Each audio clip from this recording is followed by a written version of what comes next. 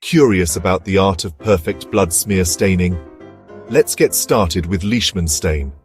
Alright medical students, let's break this down step by step. First, place your air-dried blood smear on a staining rack. Cover the smear completely with Leishman stain solution and let it sit for 1 minute. This both stains and fixes your smear. Next, add double the volume of distilled water or phosphate buffer, pH 6.8, 7.0, to the slide. Gently mix by swirling the slide until a greenish metallic sheen appears.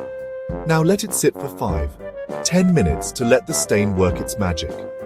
After staining, wash the slide gently with distilled water or phosphate buffer until it looks pinkish. This removes the excess stain while differentiating the cellular components. Blot the slide gently with blotting paper and let it air dry completely. Remember, no heat. Finally, examine your masterpiece under the microscope, using the oil immersion objective for detailed morphology and cell counts.